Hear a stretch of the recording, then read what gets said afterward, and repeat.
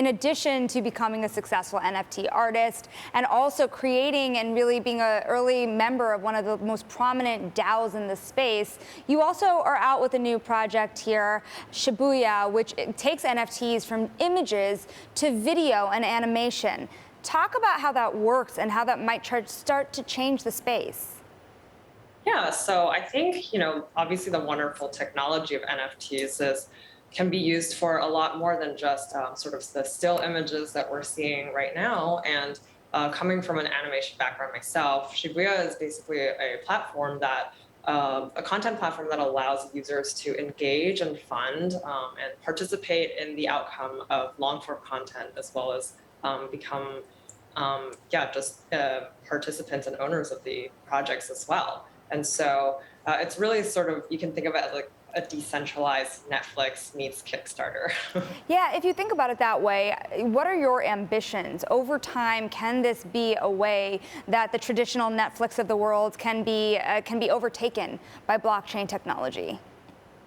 Coming from a visual effects background and just in Hollywood in general, people know that funding traditionally for especially film projects is really political and difficult. And so we kind of want to democratize and decentralize that process for a lot of people so that independent creators, can sort of go direct to community. It's obviously an experiment right now, but this is a use case that I think blockchain technology is sort of perfect for. And will also sort of drive more utility for NFTs instead of them just being static images or just art, right?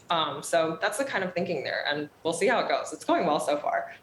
I'm really curious also about the DAO model here, because not too long ago you had BitDAO, which is backed by Peter Thiel, back PLEASRDAO. And so what kind of investment is needed in this space? How does it help that space expand? And where do DAOs really fit into the NFT world expanding even in a down market?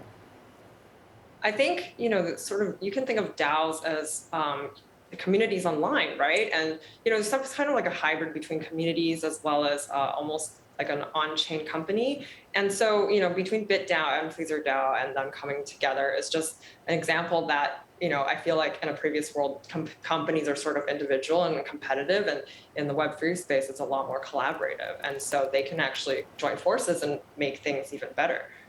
Not all is all and well in the world all the time, of course. I want to ask you a little bit about the stolen Bored Ape when it comes to Seth Green and his work. What does an event like that do to the integrity of the industry? I think I can definitely see how it discourages a lot of people, but it's definitely an interesting case because it shows us that when you use sort of assets that are self-custodial, so you're storing it yourself, it's also a lesson for you to maybe look into things like hardware wallets. Hardware wallets you can think of as almost like two-factor authentication, and it will help sort of secure the process and let you get phished or hacked less easily. And also it's interesting because now that his asset has been stolen, even though in a decentralized world, owning the NFT means that you also own the IP, which is why he was developing this TV show. But now production can no longer continue because he no longer owns the asset. So I think there's sort of like a balance there between how decentralized we want to go versus how much risk you're taking when you're self-custodying your assets. But I think it's a good lesson to learn, and it's just if you're sort of extra careful and secure with your assets, you'll be okay. Use a hardware wallet.